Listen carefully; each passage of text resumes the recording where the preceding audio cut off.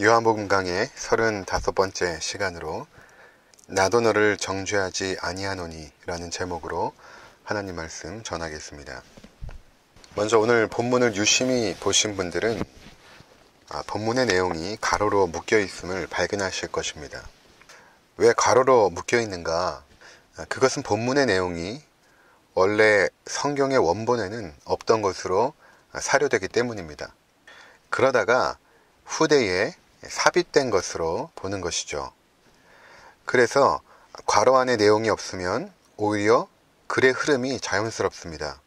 7장 52절에서 8장 12절로 곧장 연결이 되는 것이죠. 그래서 어떤 설교자들은 이 본문을 가지고 설교하지 않습니다. 왜냐하면 삽입된 것이기 때문에 성경으로서의 권위가 없다라고 생각을 하는 것이죠. 그러나 제가 이 본문을 설교하는 이유는 첫 번째로 이 내용이 비록 성경 원문에는 없었을지라도 전통적으로 교회는 이 본문을 가지고 설교를 했습니다. 그 가운데 어거스틴도 있고 또 칼빈도 해당됩니다. 두 번째는 이 내용이 이곳에 삽입됨으로 인해서 7장과 8장의 내용을 하나의 그림으로 우리에게 잘 보여주고 있기 때문입니다. 우리가 계속해서 살펴본 바와 같이 요한복음은 굉장히 치밀한 구성을 가지고 있죠. 그런데 왜 이 내용이 여기에 삽입되었을까 하는 것은 또 그럴 만한 이유가 있기 때문입니다. 아마 이것에 대해서는 제가 다음 주에 말씀을 드리도록 하겠습니다. 요한복음 8장을 이해하고 또한 요한복음 전체를 이해함에 있어서 아주 중요한 내용을 담고 있기 때문에 오늘 우리가 살펴보고자 하는 것입니다. 그렇다면 오늘 내용이 어떻게 전개되고 있는지 살펴보도록 하겠습니다. 7장 53절과 8장 1절을 보시면 다 각각 집으로 돌아가고 예수는 감람산으로 가시니라. 예수님의 말씀을 들었던 사람들이 이제 저녁이 되어서 다 집으로 돌아간 것입니다. 그런데 예수님은 감람산으로 가셨습니다. 왜 감람산으로 가셨을까? 그것은 예수님께서 머물 거처가 없었기 때문입니다. 예수님께서는 마태복음 8장에 이렇게 말씀하시죠. 여우도 굴이 있고 공중의 새도 거처가 있지만 인자는 머리둘 곳이 없다. 예수님이 초막절 명절을 지키기 위해서 갈릴리로부터 예루살렘에 올라오셨지만 편하게 머무실 거처가 없었던 것입니다. 초막절 행사가 8일 동안 진행이 되니까 그 긴 기간 동안 머무실 곳이 없어서 저녁이 되면 감람산으로 가신 것입니다. 그곳에서 하나님과 교제하고 기도하고 또 피곤한 육신을 잠시 쉬셨을 것입니다. 인간의 육신으로 얼마나 피곤하셨을까 하는 생각을 갖게 하는 것입니다. 그리고 2절에 보니까 아침에 성전으로 다시 들어오셨습니다. 다시 들어오셨다라는 것은 이러한 일들이 반복적으로 일어났음을 의미합니다. 저녁에는 감람산으로 가셨고 또 아침이 되면 다시 성전으로 들어오신 것이죠. 그리고 사람들을 가르쳤던 것입니다. 자, 그런데 2절을 한번 잘 보시고 그 장면을 머리에 연상해 보시기 바랍니다. 아침에 다시 성전으로 들어오시니 백성들이 다 나오는지라 앉으사 그들을 가르치시더니. 예수님께서 성전에 들어가시니까 백성들이 예수님을 따라서 다 그 앞으로 나온 것입니다. 그리고 예수님이 앉으셔서 이제 그들을 가르치기 시작하십니다.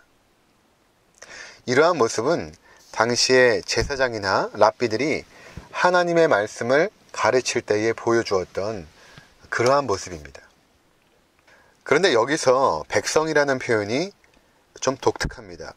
왜냐하면 그동안 요한복음을 우리가 잘 공부해 보았지만 예수님의 말씀을 들으러 온 사람들을 백성이라고 말하진 않았죠. 그들을 무리라고 표현을 했습니다. 그런데 왜 요한은 여기서 그들을 백성이라고 언급하고 있을까요? 그것은 이사야 2장 3절의 말씀을 연상케 하기 때문입니다. 이사야 2장 3절을 한번 보시기 바랍니다.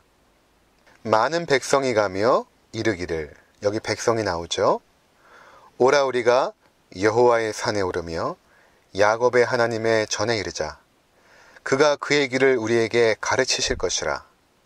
우리가 그 길로 행하리라 하리니 이는 율법이 시온에서부터 나올 것이요 여호와의 말씀이 예루살렘에서부터 나올 것임이니라. 지금 요한복음을 쓰고 있는 이 요한은 바로 이 구절을 염두에 둔 것입니다. 그래서 무리라는 표현 대신에 백성이라는 단어를 사용한 것입니다. 이 말씀을 배경으로 하여 본문의 장면을 보면 이사야 2장 3절에 많은 백성이 가며 이르기를 오라 우리가 여호와의 산에 오르며 야곱의 하나님의 전에 이르자. 그러니까 많은 사람들이 우리가 여호와의 산에서 또 여호와의 성전으로 올라가자. 왜냐하면 그가 그의 길을 우리에게 가르치실 것이라. 여기서 그가 누구입니까? 바로 말세에 여호와의 율법을 선포할 그 메시아를 말하는 것입니다. 우리가 그 길로 행하리라. 이는 율법이 시온에서부터 나올 것이요 여호와의 말씀이 예루살렘에서부터 나올 것임이니라. 바로 이 말씀이 지금 성취되고 있는 것을 요한은 보았던 것이죠. 그래서 바로 그 무리들을 백성이라고 언급했던 것입니다. 자, 여기서 우리가 또 하나 생각해 보아야 할 것은 이 장소에 대한 것인데, 이곳이 성전이죠. 성전이라는 장소에 대한 것입니다. 성전은 하나님의 임재가 임하는 곳입니다. 그래서 하나님을 만날 수 있는 유일한 그 곳이 성전이었습니다. 예수님 당시 이스라엘 사람들이 이 성전을 얼마나 중요하게 생각했는가 하면 사도행전 7장을 보면 잘 알 수 있는데, 거기에 스데반 집사가 설교하지 않습니까? 그리고 설교가 끝나자마자 사람들이 돌을 들어 그를 쳐 죽이죠. 그 설교를 들었던 그 사람들이 굉장히 흥분하고 격분하여서 돌을 들어 쳐 죽이는 장면을 우리가 보게 되죠. 그들이 왜 그렇게 흥분했을까? 왜 그렇게 화가 났을까? 그것은 스데반의 설교를 잘 들어보면 그 마지막 부분에 이러한 말을 합니다. 하나님께서는 너희가 손으로 지은 이 성전에 계시지 않는다. 이렇게 말합니다. 그러니까 유대인들에게 있어서 성전과 율법은 생명처럼 소중히 여겼던 것이었는데, 스데반 집사가 하나님은 너희가 생각하는 것처럼 손으로 지은 이 성전에 계시지 않는다고 하니까 그들이 그만큼 화가 나고 격분했던 것이죠. 그만큼 예수님 당시에 성전은 굉장히 중요했던 것이었습니다. 당시에 이러한 성전의 중요한 역할 중에 하나가 무엇이었는가 하면 바로 제사를 드리는 것이죠. 왜냐하면 하나님의 임재 앞에 들어가기 위해서는 제사를 드려야 합니다. 하나님은 죄인과 함께 거하지 못하죠. 하나님은 빛이시고 우리는 어둠입니다. 그래서 하나님의 임재 앞에 선다라는 것은 죄인이 곧 죽는다라는 것을 의미합니다. 그 빛에 의해서 완전히 사그라져 없어져 버리는 것이죠. 그래서 하나님께서 그분의 백성들이 하나님의 임재 안으로 들어올 수 있는 그 길을 열어놓으셨는데, 그것이 무엇인가 하면 바로 제사인 것입니다. 제사를 통하여 자신의 죄가 사함받아 하나님의 임재 앞에 나가게 되는 것이죠. 이때 그들은 자신의 죄를 위하여 번제물을 드리게 됩니다. 여유가 있는 사람들은 짐승을 드리게 되지만, 그렇지 못한 사람들은 비둘기 같은 것들을 드려서 어떻게 하든 자기 대신에 자신의 죄를 속죄할 번제물을 드려 그들의 죄를 사하고 하나님의 임재 앞으로 나아가게 됐던 것입니다. 이렇게 성전 제사를 통하여 자신의 죄가 용서를 받게 되면 이제 그들은 성전에서 제사장이나 랍비들을 통하여 하나님의 말씀을 듣고 또 찬송을 부르면서 하나님의 백성이라는 사실을 기뻐했던 것입니다. 바로 이 성전에 지금 예수님께서 오신 것입니다. 그리고 하나님 나라를 가르치기 시작한 것입니다. 참으로 엄석하고 거룩한 모습 아닙니까? 이제 이 부분을 가지고 마지막에 어떠한 결론이 맺어지는지 우리가 또 주목할 필요가 있습니다. 여하튼 지금 굉장히 거룩하고 엄숙하고 귀한 시간이 예수 그리스도의 말씀과 또 그것을 듣는 백성들 가운데 이루어지고 있다는 것입니다. 그런데 갑작스럽게 한 무리떼가 들이닥치죠. 3절에 보니까 이들이 누구인가? 서기관과 바리새인들입니다. 이들이 감정이 격한 상태로 몹시 흥분되어 이곳에 나타난 것입니다.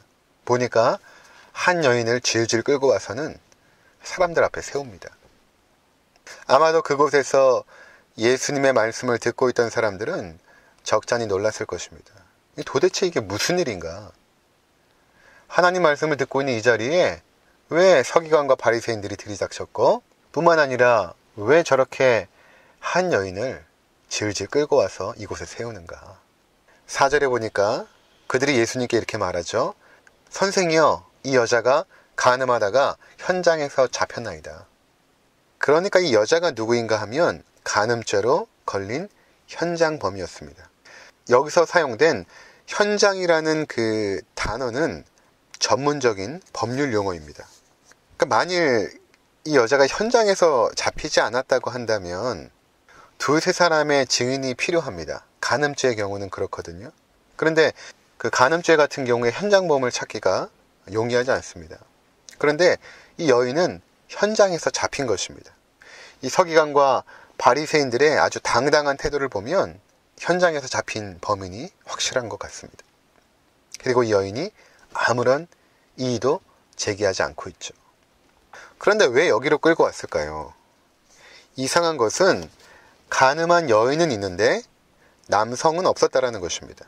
또 간음이라는 것은 현장에서 발각하기가 어려운데 어떻게 해서 붙잡혀 온 것인가 하는 것입니다. 그래서 많은 신학자들은 추측컨대 서기관과 바리새인들이 미리 파놓은 함정에 이 여자가 걸려들었다라고 이해를 합니다. 아마 그런 것이 맞는 것 같아요. 추측컨대 예수를 올무에 빠뜨리려고 미리 모종의 음모가 꾸며지고 있었던 것입니다.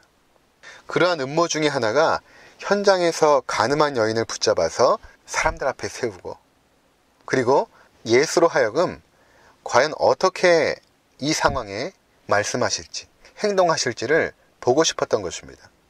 그래서 5절에 보면 여인을 끌고 왔던 서기관과 바리새인들이 예수님께 이렇게 묻습니다. 모세는 율법에 이러한 여자를 돌로 치라 명하였거니와 선생은 어떻게 말하겠나이까? 서기관들과 바리새인들은 율법에 능통한 자였죠. 율법을 보면 간음죄는 죽음을 면치 못합니다. 그런데 모든 간음죄가 그런 것이 아니라 돌로 쳐 죽이는 간음죄는 약혼한 여성이 간음했을 때 그때 돌로 쳐 죽이게 되어 있습니다. 다른 간음죄들은 그냥 죽이게 되어 있는데 돌로 쳐 죽이는 간음죄는 그랬던 것입니다. 그러니까 지금 이 잡혀온 여인은 아마도 10대 후반이나 20대 초반에 아주 젊은 그런 약혼을 한 여성일 것입니다. 그렇다면 그들이 돌로 쳐 죽이면 될 것을 왜 예수님께로 끌고 왔을까요? 그것은 이미 말씀드린 것처럼 예수님을 올무에 빠뜨리기 위한 계략이었던 것이죠. 그래서 6절에 이렇게 기록하고 있습니다. 그들이 이렇게 말함은 고발할 조건을 얻고자 하여 예수를 시험함이러라. 당시 바리새인과 서기관 그리고 대제사장을 비롯한 종교 지도자들은 이미 예수를 죽이려고 머리를 맞대고 계략을 꾸몄습니다. 그 중에 하나가 오늘의 장면인 것입니다. 이러한 상황은 예수님을 굉장히 난처한 상황으로 몰고 간 것입니다. 왜냐하면 만일 요셉의 율법대로 돌로 쳐 죽이라고 한다면 그것은 로마에 반역하는 자로 몰릴 수 있는 여지가 됩니다. 당시 이스라엘은 로마 제국의 식민지였기 때문에 로마의 법 아래에 있었습니다. 그래서 만일 로마의 허락 없이 사형 집행을 하게 되면 그것을 빌미로 해서 고소할 수 있습니다. 뿐만 아니라 그동안 예수님의 말씀이나 행보는 은혜와 사랑을 선포하는 것이었습니다. 그렇기 때문에 돌로 쳐 죽이라고 한다면 그것은 지금까지의 예수님의 모든 말씀과 행동을 위선이라고 몰아갈 수 있기 때문입니다. 반면에 그녀를 용서하라고 한다면 그것은 어떻게 될까요? 이것은 모세의 율법을 어기는 것이 됩니다. 안 그래도 안식일법을 어겼다고 하여서 예수를 죽이려고 하는 자들이 혈안이 되어 있는데 예수님이 용서하라고 한다면 저 봐라, 저 예수가 율법을 범하는 자다, 저 거짓 선지자다, 이렇게 몰아갔을 것입니다. 이 자는 율법을 범하고 어지럽히는 자라고 하여 예수를 고소할 명분이 되는 것입니다.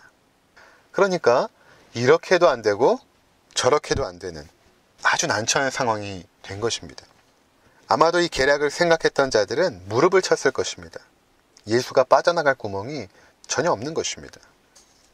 그곳에 모인 모든 사람들은 예수님을 주목하고 있습니다. 과연 어떻게 하실까? 그런데 예수님께서 뭐라고 말씀하시지 않고 몸을 굽히시더니 땅에 무언가를 쓰시기 시작합니다. 과연 무엇을 쓰셨을까? 참 궁금한데 여러 가지 의견들이 있습니다. 그런데 대부분 추측에 불과합니다. 왜냐하면 성경에서 말하고 있지 않기 때문이죠. 우리가 알 수 있는 것은 이 긴장된 상황 가운데 예수님은 평정심을 잃지 않고 또는 그들에게 끌려가고 있는 것이 아니라 자신이 주도해가고 있다는 사실입니다. 그들은 빨리 예수님의 허물을 들추어내고 또 발견하려고 조바심을 내고 있지만 예수님은 침착하게 그 상황을 이끌고 가고 계셨던 것입니다. 예수님은 무언가를 땅에 쓰셨습니다. 저들은 예수를 향하여 답을 내라고 재촉하게 이릅니다. 7절에 보니까 그들이 묻기를 맞이 아니하는지라, 계속해서 재촉했다라는 것입니다. 얼마 동안의 시간이 흘렀을까요? 땅에 무언가를 쓰셨던 그 예수님께서 이제 일어나셨습니다.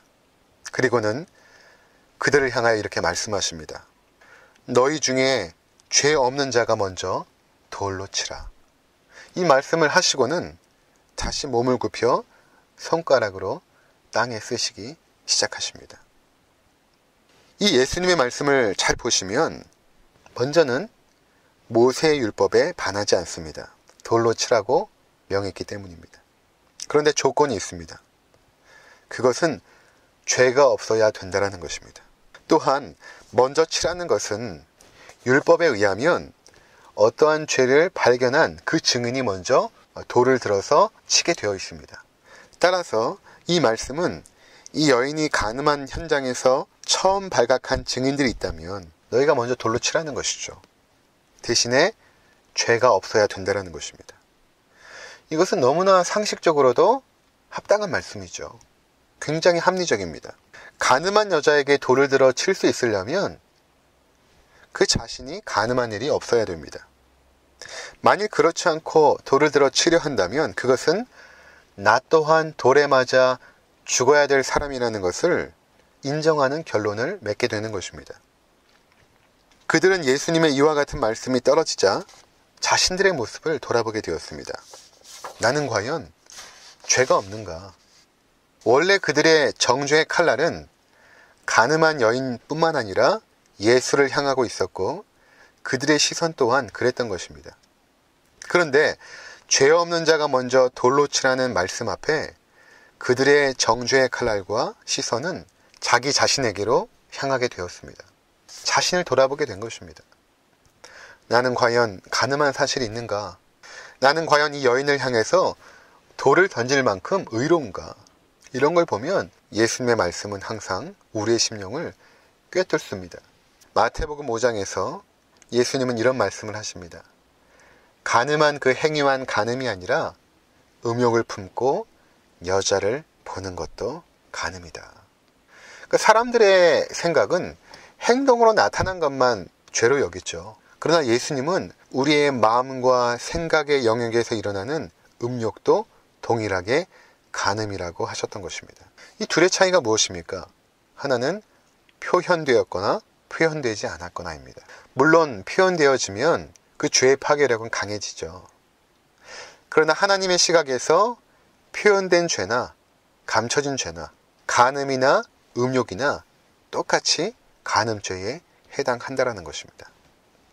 죄 없는 자가 돌로 치라는 이 예수님의 준엄한 말씀 앞에 사람들은 자기 자신을 돌아보고 자기 자신이 죄인이라는 사실을 인식하게 됩니다.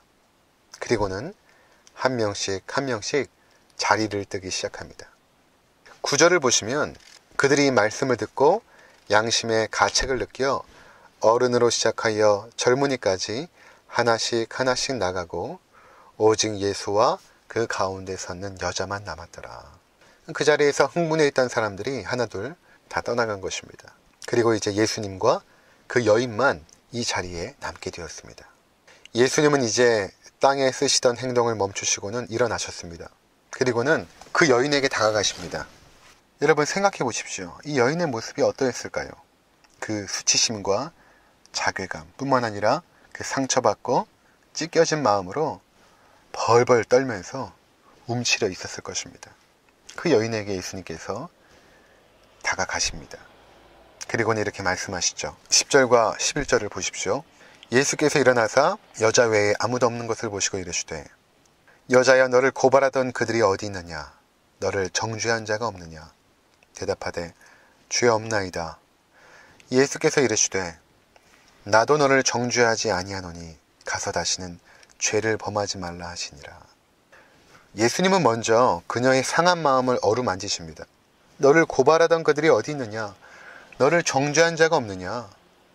이 말씀은 너를 정죄할 만큼 의로운 자가 한 사람도 없다라는 것입니다. 그것을 확인시켜 주는 것입니다.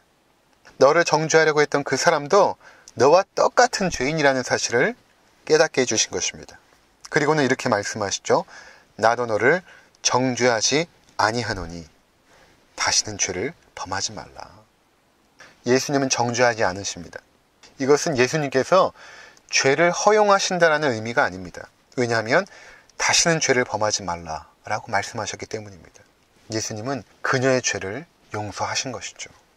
여기서 다시는 죄를 범하지 말라는 것은 간음죄를 의미하는 것입니다. 다시는 네가 간음죄를 범하지 말라. 이렇게 말씀하신 것입니다. 자, 우리가 오늘 장면을 통해서 아주 중요한 예수님의 모습을 보게 됐죠. 그것은 죄인을 심판하지 않는 것입니다. 오히려 죄인을 용서하시고 다시금 새롭게 출발할 수 있는 길을 열어주십니다. 이러한 사실이 지금 성전이라는 배경 속에서 일어나고 있습니다. 여러분, 성전이 무엇입니까? 모두에 말씀드린 것처럼 하나님을 만나는 유일한 장소입니다.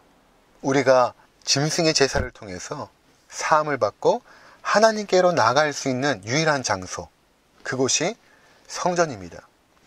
그 장소에 예수님께서 계신 것입니다. 예수님께서는 이미 요한복음 2장에서 이 성전을 헐라 내가 사흘 만에 세우겠다고 하시죠. 그것은 예수님이 십자가에 죽고 사흘 만에 부활할 것을 말씀하신 것입니다. 그 무슨 말인가 하면 너희가 생명처럼 여기는 이 건물로서의 성전이 참 성전이 아니다. 진짜 성전은 바로 예수 그리스도 자신임을 말씀한 것입니다. 그동안 눈에 보였던 건물로서의 성전은 예수님을 예표하기 위해서 모형으로 주어졌던 것입니다. 저희 교회 앞에 지금 건물을 짓고 있는 것을 보니까 먼저 그 거푸집을 이렇게 만들지 않습니까? 그리고 나서 나중에 그 안에다가 콘크리트를 붓게 되죠. 그러면 콘크리트가 다 굳게 되면 그것을 둘러쌌던 거푸집을 다 제거해 버립니다. 마치 성전도 이와 같습니다. 구약에서 눈에 보였던 성전은 거푸집에 불과합니다. 진짜 참 성전이 오면, 그 본질이 오면 다 사라져버릴 것들이죠.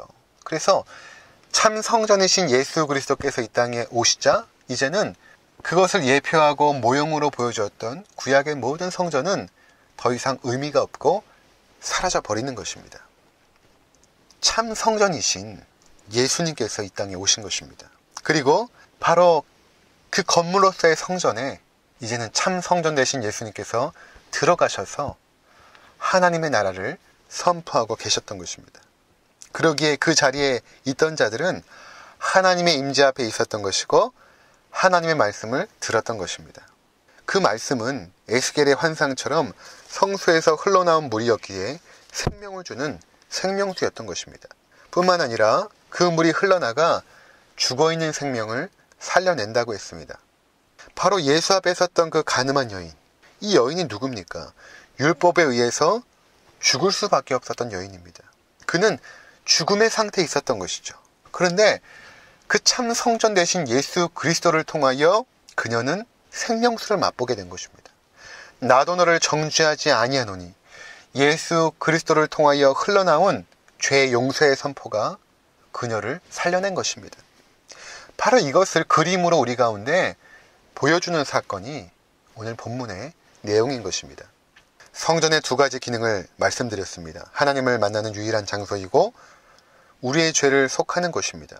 바로 오늘 본문의 사건은 예수 그리스도가 하나님을 만나는 유일한 길이고 뿐만 아니라 우리의 죄를 속하실 유일한 분이라는 사실을 보여준 것입니다. 그렇다면 간음한 여인은 누구입니까? 바로 죄로 말미암아 죽을 수밖에 없는 우리들입니다. 창조주 하나님을 떠난 우리들은 간음한 자들입니다. 하나님을 사랑하지 않고 돈과 명예와 쾌락을 사랑했던 우리들이 간음한 자들입니다. 그러한 우리에게 하나님의 율법을 들이대면 우리 모두가 죽어 마땅한 것입니다. 지옥 형벌을 받는다고 하여도 아무 말 할 수 없는 자들입니다. 그런데 그러한 우리가 어떻게 용서함 받고 새로운 삶을 살게 되는 것입니까? 그것은 바로 예수님께서 우리에게 다가오시고 내가 너를 정죄하지 않는다라고 선포하셨기 때문입니다. 참 성전이신 예수님은 세상 죄를 지고 가는 하나님의 어린 양이셨습니다. 우리의 모든 죄를 짊어지고 십자가에 죽으신 것입니다. 예수님은 우리 죄를 속하는 화목 제물이 되사 십자가에서 죽으셨습니다. 그리고 죄로 말미암아 하나님의 심판 아래 있던 우리를 찾아오사 이 말씀을 하신 것입니다. 나도 너를 정죄하지 아니하노니. 우리의 죄가 아무리 주홍 같을지라도 예수님의 이 말씀을 통하여 흰눈처럼 깨끗해지는 것입니다. 그동안 우리가 살아오면서 지었던 수많은 죄들과 다시는 떠올리고 싶지 않았던 과거의 수치스러웠던 죄들 때문에 지금도 눌려있고 힘들어하는 분들이 계십니까? 예수님께서 찾아오시고 말씀하시는 것입니다. 나도 너를 정죄하지 아니하노니 다시는 가서 죄를 짓지 말라. 참 성전이신 예수님은 자신의 십자가의 죽음을 통해 우리의 죄를 용서하시고 다시금 하나님의 자녀로 새롭게 출발하게 하십니다. 그래서 우리는 넘어진 자리에서 다시 일어날 수 있습니다. 그것은 예수님이 우리를 받아주시기 때문입니다. 이제 우리는 예수 그리스도를 통해서 하나님의 보좌 앞에 담대히 나갈 수 있는 것입니다. 더 이상 과거의 죄에 얽매이지도 않습니다. 로마서 8장 1절과 2절에 보니까 그러므로 이제 그리스도 예수 안에 있는 자에게는 결코 정죄함이 없나니 이는 그리스도 예수 안에 있는 생명의 성령의 법이 죄와 사망의 법에서 너를 해방하였습니다. 이사 1장 18절에 이렇게 말씀하십니다.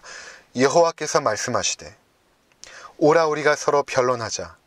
너희 죄가 주홍 같을지라도 눈과 같이 희어질 것이요 진홍같이 붉을지라도 양털같이 희게 되리라. 로마서 8장 33절과 34절입니다. 누가 능히 하나님께서 택하신 자들을 고발하리요 의롭다 하신 이는 하나님이시니 누가 정죄하리요 죽으실 뿐 아니라 다시 살아나신 이는 그리스도 예수시니 그는 하나님 우편에 계신 자요 우리를 위하여 간구하시는 자시니라. 예수 그리스도께서 우리 죄를 정결케 하실 수 있는 유일한 분이십니다. 그것은 우리의 모든 죄를 담당하신 하나님의 어린 양이 되셨기 때문입니다. 그분만이 우리를 정죄할 수 있으나 그분께서 찾아오시고 말씀하십니다. 나도 너를 정죄하지 아니하노니. 하나님께서 이 예수 그리스도를 통하여 우리를 의롭게 하시고 하나님의 자녀로 삼아주십니다. 그리고 이제 이 땅에서부터 하나님의 백성으로 새롭게 출발하기를 원하시는 것입니다. 이 말씀 의지하시고 또 한 주간도 승리하시는 우리 모두가 되시기를